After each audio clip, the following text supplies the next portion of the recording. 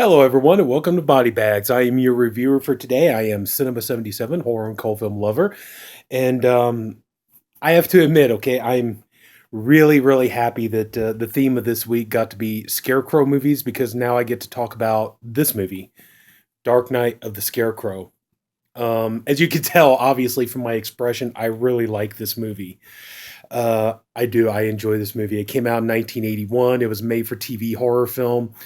Um, oh man, it I remember like back when I was younger. Okay, I'm sorry. I'll get done with my story in just a second, but I remember back when I was younger and I used to want to stay home all the time because TBS used to in the mornings. I don't know if they still do or not, but TBS in the mornings, they always used to play all these great old like 70s and 80s horror films, suspense films, TV films, things like that. And it's like, oh man, it sucked because I had to go to school, but it's like, it's like when I got to stay home, I could turn on the TBS and I could watch Dark Knight of the Scarecrow in the morning, like around 8 or 9 o'clock, or you could watch Duel or Wes Craven's Chiller or The Stepford Wives, Marathon Man, Bride De Palma's Sisters. I mean, just all kinds of great stuff. And I used to love doing that. And man, I used to watch so many good movies that way. And I admit it, I never wanted to go to school because I'd rather just stay at home and wait till 8 or 9 o'clock on TBS and watch whatever classic old movie they were going to put on, like Windows or something. And so that's how I got to watch Dark Knight of the Scarecrow. Now, this movie here, now that obviously, okay, it's a 1981 made-for-TV movie. So if you're going into this hoping you're going to see a lot of gore, you're definitely going to be let down. Okay, this is not for the gore hounds. I'm going to be honest with you.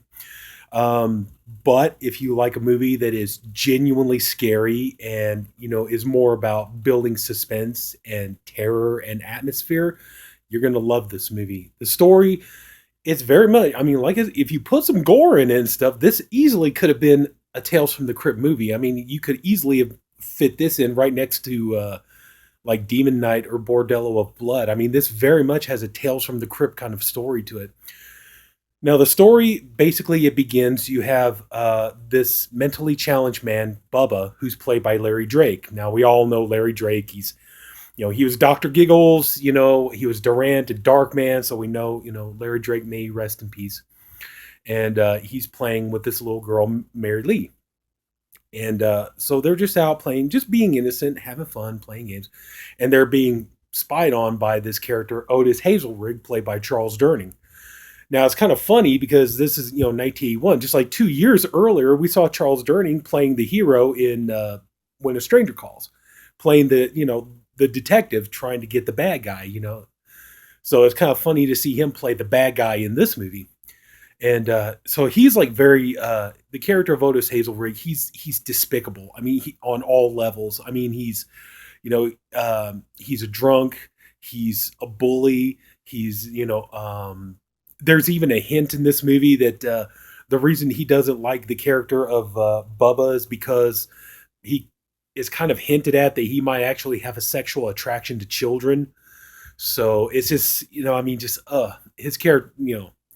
But anyway, so he's going and he's talking to a local farmer about how he despises Bubba and wishes he was gone and just hates him and everything.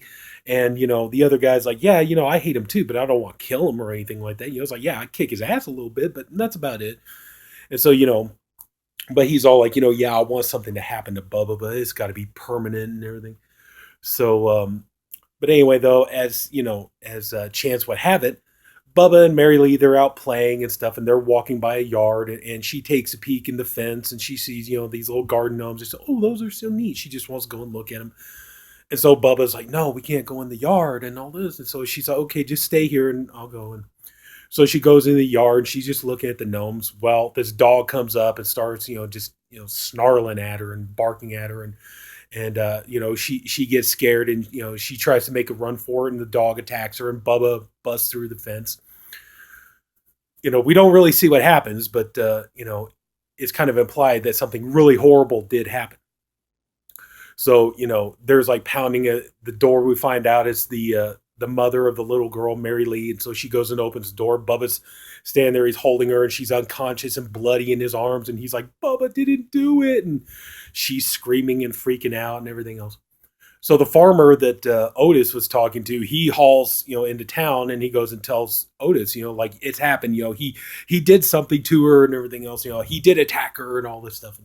So Otis grabs a gun. And he's like, "No, we're going to go take care of this guy ourselves." So they go and get another friend of theirs, played by Claude Earl Jones from Bride of Reanimator. They get him, and they get another guy with dogs, and so they're going out. They form a lynch mob, and so they're out hunting for Bubba, and so he goes, and he goes home to his mom, who's played by Jocelyn Brando, who's actually the sister of Marlon Brando, and so she decides they're gonna hide and everything. So they're gonna hide him so they can't find him, and so they go and so they go to the house. They're looking for him. She tells them, "Get the hell off my property. You guys are just here just to be mean and stuff like that. Bring the sheriff." And so they got the dog, and so they're all like, "Hey, the dog's picked up a scent." So they go out to the field, and they found out that Bubba is hiding inside of a scarecrow. And so Bubba's he's saying Bubba didn't do it, and you know they don't care. They all just aim their guns and shoot the poor guy dead. Then no sooner do they get done murdering this man, okay, the farmer, he's got a CB in his truck. It comes over the CB that hey, we need you to come back into town. The whole thing's been called off. It turns out Bubba was innocent. Actually, if anything, the dog tried to attack her, and Bubba saved her life.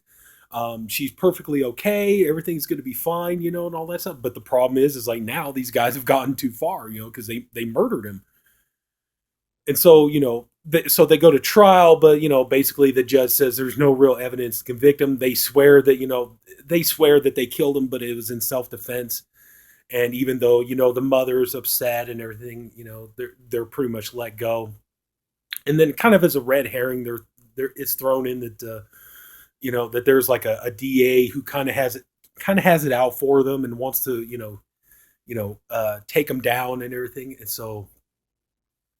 But then what ends up happening is these four guys, they start mysteriously dying one by one. And so the question is, what's going on here? And the thing is like every time before someone goes, they see a scarecrow. And it's the same scarecrow that Bubba was hiding in. So they see him. As soon as they see that scarecrow, they know they're doomed, that their time is coming, that something bad is going to happen to them. And it does. And so, basically you have Charles Durning, his character is like trying to, time is running out. He knows like, it's getting closer and closer to his time coming. And so he's trying to like solve what's going on, who's doing it, why are they doing it, and everything else, and put a stop to it once and for all. But so it's kind of like, well, what is it? Is it, is it supernatural? Is it the scarecrow? Is it the DA who's got it out for them? What's going on? So it's a great mystery. It's, that's part of the fun of this movie is like trying to figure out, like who's doing what in this movie. So, and, oh man, this movie is so good. It is so, so good. I mean, it's like I said, yeah, it's, if you're going into this hoping for gore, you're definitely going to be let down on that point. But, oh man, what this movie lacks in gore, it makes up for in atmosphere and suspense and tension and terror. So if you like those kind of elements in your horror movie, you're gonna love this. This, honestly, in my opinion, just my opinion, that's why I picked this movie. For me, I mean, yeah, I know there's Scarecrows from the 1980s. That movie's great. I'm not taking away from that movie, but just in my personal opinion, this easily has to be the best Scarecrow movie I've ever seen. I love it. I love the story. The acting is fantastic. The script is good. The movie's directed by Frank DiFelitta, who it's weird that he's actually the director of this movie and he's not the writer of the movie, because actually Frank DiFelitta was he's gone now, unfortunately, rest in peace. But actually he's more of an author. He wrote two of his most famous books. One was The Entity, which we all know is the movie with Barbara Hershey, and Audrey Rose with Anthony Hopkins. And that was made into the movie with Anthony Hopkins. So he's more known as a well-known author of scary stories, scary kind of like true life supernatural stories. But anyway, he's the director of this movie, and oh man, it's so good. is so good, and you get some moments of, you know, really good kind of black humor in it too, because like one part where there's like one the farmer. I'm trying not to give away too much, but like the farmer, he goes into his barn and he goes up into the loft and he's got this gigantic wood chipper, you know, and just crush it down mulch and everything else. And so he's up in the loft, he's looking, he's hearing noises and stuff. He thinks somebody's in his barn, and then this this wood chipper turns on, and we don't know if it was supernatural or if somebody was in there in the barn and they turned it on. So he's like hanging from this overhead light, and stuff like that, and he falls into the wood chipper. But you don't see the gore, you don't see it, but then all of a sudden there's like this smash cut to a plate, and there's like jam just plop right on there. So it kind of gives you an idea, like he was mushed down into like strawberry jam pretty much. So you get the idea. It's got like dark humor and stuff in it, but oh man, I can't praise this movie enough. Just for me personally, this is the best one. But don't get me wrong, there are other good Scarecrow movies out there. I do like some of them, and yeah, like Scarecrows from the '80s and stuff. Yeah, that was a great movie. But anyway, this is my favorite one. And like I said, if you're just a gore hound, if you just want blood and gore, stay away from this one. You're not gonna like it. But if if you're one of those kind of people, it's all like, yeah, I love when a movie is genuinely scary, it's frightening, it's not a bunch of damn jump scares. It's the movie's got great atmosphere and great suspense and great tension. Then yeah, definitely check out Dark Knight of the Scarecrow. You're gonna love this movie. And I know probably I'm certain somebody had to have reviewed this movie before, but when the theme came up, Scarecrow week, I asked, can I do Dark Knight of the Scarecrow? They were like, yeah, go for it. I was like, all right, I get to do my movie. Anyway, so that's going to pretty much wrap it up. As you can tell, I love this movie. I'm really happy to be talking about it. And yeah, I definitely urge everyone to check this movie out. Check it out on Blu-ray, DVD. Hell, you can even watch for free on YouTube if you want to. So anyway, that's pretty much going to wrap it up. If anybody took the time to watch this video, I thank you for doing it, and I appreciate you for doing it. Also, if you haven't subscribed already to the Body Bags channel, please do. I mean, we got great episodes. There's, a different reviewer for every day of the week. I'm the Saturday reviewer. We got great guys doing great reviews. All good stuff. And so yeah, this it's a lot of fun. This was a good theme week. I got to it was brought to my attention that I get to pick the theme for next month, which is July, obviously. But I made my decision, and I decided that what we're going to do is, July being the month of Independence Day, I thought we would do a week of independent horror films. Where what I mean by that is horror films where like the filmmakers either had to raise the money through investors, or they had to put their own money into getting a movie made. Something like along the lines of Evil Dead or something like that, where like they either had to go out and beg for the money to get the movie made, or they had to go out and work their asses off and put the money in to get the movie made.